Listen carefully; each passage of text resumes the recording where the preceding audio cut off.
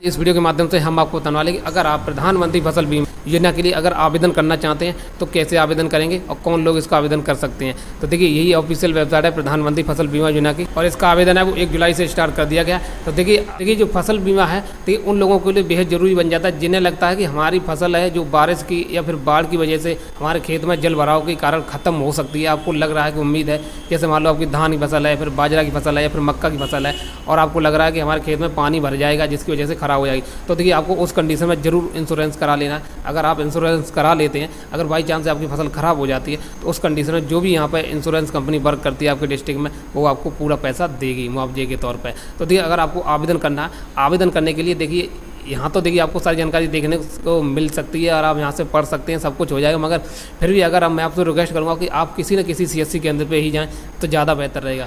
तो देखिए मैं आपको CSC केंद्र के माध्यम से बताने वाला हूँ कैसे इसका फसल इंश्योरेंस करना है। तो चलते हैं हम सीधे CSC की पेज की तरफ। तो देखिए ये CSC का फसल बीमा पेज है, मैं यहाँ पर आ चुके हैं अब।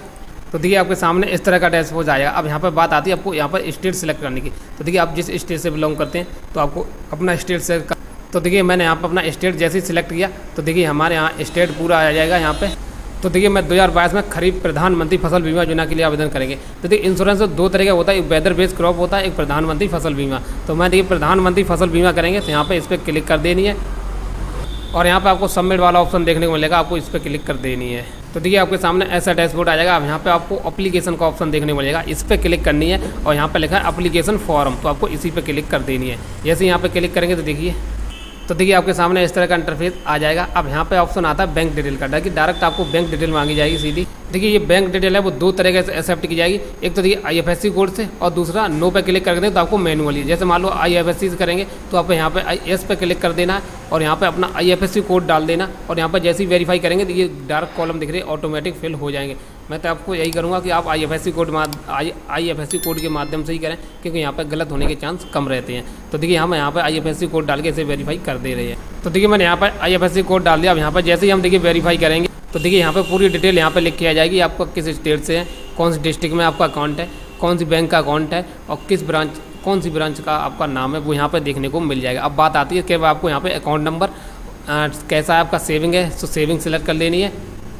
तो देखिए सबसे बड़ी बात जाए, अगर आपको अकाउंट नंबर सेलेक्ट करते टाइम अकाउंट नंबर फिल, यानी कहने का मतलब है अगर आप अकाउंट नंबर यहाँ पे फिल करते हैं, अगर आपका सेविंग है तो आपको सेविंग सेलेक्ट कर देनी है। अगर आपका लोन अमाउंट है यानी तो भैया आपको बैंक में संपर्क करना, तो आपको यहाँ पर लोन अकाउंट नहीं लगाना। लोन अकाउंट लगाएंगे तो आपको बैंक में संपर्क करना पड़ेगा क्योंकि बैंक में आपकी ऑलरेडी पॉलिसी हो जाती है, क्योंकि जो लोन होते हैं, जो लोन अकाउंट होते हैं उनकी बैंक खुद ही पॉलिसी कर देती है। तो देखिए मैं यहाँ पर सेविंग, मेरा अकाउंट है सेविंग करेंगे और यहाँ पर दोनों पे हम अकाउंट नंबर फिल कर देंगे और उसके बाद यहाँ पर चेक बैंक डिटेल कंटिन्यू वाली बटन पर क्लिक करके आगे बढ़ रहे हैं। अब देखिए उसके बाद यहाँ पे देखिए आपको फॉर्मेट डिटेल करने का फॉर्म खुल के आ जाता है। अब देखिए यहाँ पे जो आपका बैंक में पासबुक पे नाम लिखा है वो आपको फिल कर देना है और यहाँ पे जो आधार कार्ड पे लिखा है वो आपको फिल कर देना है। उसके बाद देखिए आपका जो आधार नंबर है उसे डाल के यहाँ पे वेरीफाई जरूर करना। जैसे ही अगर वेरीफाई हो जाएगा, देखिए वेरीफाई जब ही होगा जब आप आधार कार्ड पर जैसा नाम आपका पड़ा है वैसा डालेंगे तभी आपको वेरीफाई हो जाएगा। तो देखिए आपका जैसे यहाँ पे आधार नंबर डाल के वेरीफाई करेंगे तो यहाँ पे ऐसे इस तरह का ग्रीन टिक लग जाएगा, यानी कि अब आपका वेरीफाइड हो गया है। उसके बाद देखिए बात आती है रिलेशनशिप में देखिए आप किसको डालना है, सन ऑफ डालना चाहिए, डॉटर ऑफ, वाइफ ऑफ या चेंज ऑफ, जो भी डालना चाहते हैं उनका यहाँ पर, जैसे मान लो सन ऑफ डालना चाहते हैं तो यहाँ पर सन ऑफ सिलेक्ट करके यहाँ पे अपने फादर्स का नेम डाल देना और मोबाइल नंबर यहाँ पर आपको फिलअप कर देना है। और उसके बाद कितनी आपकी एज हो रही है आधार कार्ड के हिसाब से वो डाल देनी है। जेंडर के आपको यहाँ पर सेलेक्ट कर लेना है। कैटेगरी की आपकी SC OBC जो भी लगता है वो सिलेक्ट कर लेना है। फार्मर कैटेगरी की आप वो आपको यहाँ पे सेलेक्ट कर लेनी। देखिए जो यहाँ पे फार्मर कैटेगरी है, देखिए यहाँ पे 3 ऑप्शन दे रहे हैं और एक ऑनर का, एक टेनेंट का, एक शेयर क्रॉपर का। तो देखिए आप खुद मालिक हैं, अपनी ज़मीन को खुद कर रहे हैं तो आपको ऑनर सेलेक्ट कर देनी है। टेनेंट ये होता है आप पूरा खेत पट्टे पे दे देते हैं, तो अगर आपका खेत है तो आपको टेनेंट सेलेक्ट करना। उसके बाद अगर आप शेयर क्रॉपर हैं तो यानी जैसे मान लो अपना खेत किसी को बटाई पे दे रखा है तो आपको शेयर क्रॉपर सेलेक्ट करनी है। देखिए मैं ऑनर है यानी मेरे खुद का है तो मैं यहाँ पे खुद का कर रहे हैं। और यहाँ पे फार्मर टाइप देखिए हम स्मॉल कैटेगरी से आते हैं, 1 हेक्टेयर से मेरी कम ज़मीन है तो स्मॉल में आ जाते हैं, तो यहाँ पे स्मॉल सेलेक्ट कर लेंगे। उसके बाद देखिए आपको यहाँ पे रेजिडेंशियल एड्रेस का ऑप्शन आ जाएगा। अब यहाँ पे देखिए आपको सब डिस्ट्रिक्ट सेलेक्ट कर लेनी क्या लगता है और उसके बाद देखिए आपको यहाँ पर रेजिडेंशियल विलेज आपका कौन सा है वो डाल देना, आपका पिन नंबर क्या पड़ता है वो डाल देना और जो आपका पूरा एड्रेस है आपको इस बॉक्स में फिल कर देना है। उसके बाद ये बात आती है यहाँ पर नॉमिनी डिटेल की। तो देखिए आप नॉमिनी किसे बनाना चाहते हैं तो यहाँ पर नॉमिनी का नाम डाल देना और नॉमिनी की एज कितनी हो रही है वो डाल देनी है। रिलेशन में क्या है कि सन ऑफ है, daughter of, wife of, change of, जो भी लगता है वो आपको यहाँ पे सिलेक्ट कर लेनी है और यहाँ पर पूरा एड्रेस डाल के आपको यहाँ पे सेव एंड कंटिन्यू वाली बटन पर क्लिक कर देनी है। तो देखिए जैसे ही सबमिट कर देंगे अब देखिए आती है आपको फसल डिटेल फिलअप करने की। तो देखिए यहाँ पर आपको आपकी जो क्रॉप है यानी जो खेत है आपका किस लोकेशन में पड़ता है। तो जैसे आपको डिस्ट्रिक्ट जो सी है आपको डिस्ट्रिक्ट सेलेक्ट कर लेनी है और ब्लॉक क्या लगता है वो सिलेक्ट कर लेना है आपको। उसके बाद ये आपको न्याय पंचायत और ग्राम पंचायत संभल के भरनी है। जब भी आप संभल के भरेंगे तभी आपका यहाँ पे ग्राम का नाम शो होगा। अगर आप कुछ भी गलत कर देंगे तो आपके गांव का नाम शो नहीं होगा। और अगर यहाँ पे सही डालेंगे तो आपको यहाँ पे अपना गांव सेलेक्ट कर लेना। उसके बाद अब देखिए मैंने यहाँ पे ये डिटेल कंप्लीट कर ली। अब बात आती है यहाँ पे क्रॉप की, यानी आपने कैसी फसल बो रखी है। अब देखिए क्रॉप पे यहाँ पे सेलेक्ट का ऑप्शन आ जाएगा। जैसे आपने मक्का कर रखी है या फिर आपका धान है या फिर आपका बाजरा है। जैसे मान लो आपका धान है तो आपको धान पे सिलेक्ट करना है। आपने किस तारीख को बोया है वो आपको यहाँ पे डेट्स भर देनी है आपको।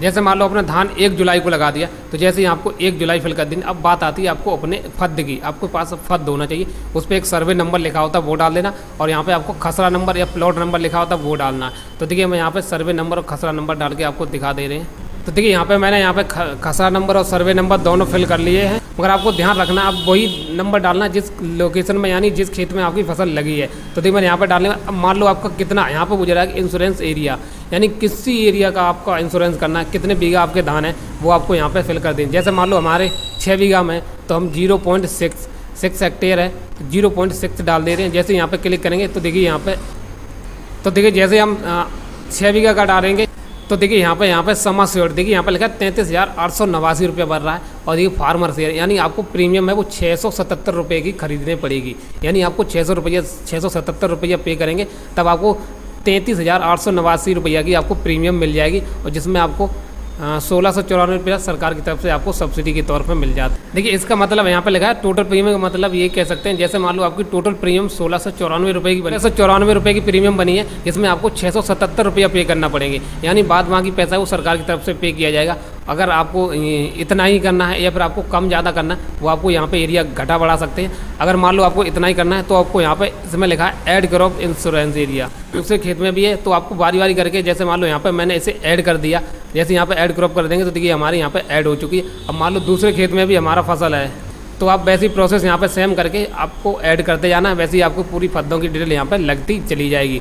उसके बाद देखिए आपको थोड़ा नीचे बढ़ के आना है। देखिए अब देखिए बात आती है डॉक्यूमेंट अपलोड करने की। देखिए आपको यहाँ पे अपनी पासबुक अपलोड कर देनी है, स्कैन करके आपको अपलोड करना है। और यहाँ पे जो लैंड रिकॉर्ड है यानी आपकी फद है वो आपको यहाँ पे अपलोड करनी है। देखिए ना तो आपको सेविंग सर्टिफिकेट लगाना है ना आपको टेनेंट सर्टिफिकेट लगाना है। उसके बाद जब लग जाएंगे तो आपको यहाँ पे प्रीव्यू वाली बटन पर क्लिक कर देनी है। अब देखिए आपने जो भी डिटेल यहाँ पे भरी थी जैसे आप प्रीव्यू कर देंगे वो सारी डिटेल आपके सामने खुल के आ जाएगी। आपको यहाँ पे चेक कर लेना। देखिए गलत डिटेल नहीं फिल होना चाहिए क्योंकि बाद में दिक्कत आती है। अगर आपकी अभी गलत है देखिए यहाँ पे एडिट का ऑप्शन देखने को मिल जाएगा और यहाँ पर भी देखिए आपको एडिट का ऑप्शन देखने को मिल जाएगा। तो आप यहाँ से एडिट भी अभी कर सकते हैं। अगर गलत डिटेल होगी तो फिर आपकी पॉलिसी रिजेक्ट कर दी जाएगी इस वजह से, इसलिए आपको डिटेल सही भरनी है। उसके बाद देखिए यहाँ पर सबमिट वाली बटन पर आपको क्लिक कर देनी है। देखिए मैंने ये वीडियो है आपको डेमो की तरफ बताया है, जरूरी नहीं। देखिए हमने यहाँ पे फिर आपको 30 रुपये की पॉलिसी खरीदी है। उसके बाद देखिए हमें यहाँ पे मेक पेमेंट वाली बटन पर क्लिक कर देनी है। देखिए आपको ये CSC की तरफ सीधा रीडायरेक्ट कर देगा जिसमें आपको 28 रुपये का कमीशन मिलता है वो आपको यहाँ पे शो हो जाएगा। देखिए आपको 1.8 से अगर 30 रुपये की आप पॉलिसी खरीदते हैं तो देखिए 1.86 रुपये आपका बैलेंस कटेगा यानी सामने वाले को 30 रुपया शो हो जाएगा। अगर आप एक CSC के संचालक तो आप फसल बीमा जरूर मैं यहाँ पे क्लियर कर दे रहा हूँ। तो देखिए जब आप पेमेंट कर देंगे देखिए आपके सामने यहाँ पे पॉलिसी नंबर इशू कर दिया जाएगा और यहाँ पे आपको प्रिंट वाला ऑप्शन देखने को मिल जाएगा। तो आपको प्रिंट वाली बटन पे क्लिक कर दें तो यहाँ पे वैसे ही आपकी पॉलिसी इशू कर दी जाएगी। यहाँ पे देखिए सारी डिटेल यहाँ पे देख सकते हैं, पढ़ सकते हैं। आपको इसे प्रिंट निकाल लेना और आपको अपने पास सुरक्षित करके रख लेना। बाई चांस से आपकी फसल गड़बड़ हो जाती है, ख़राब हो जाती है तो उस कंडीशन में आपको इस चीज़ की ज़रूरत पड़ेगी। तो देखिए अगर आपको जानकारी पसंद आई तो वीडियो को लाइक कर दें और चैनल पर वीडियो वॉच कर रहे हैं सब्सक्राइब जरूर कर लें क्योंकि यहाँ पे रिलेटेड अगर कोई वीडियो आता है तो उसका सबसे पहले नोटिफिकेशन आपके पास पहुँच सकता है। वीडियो देखने के लिए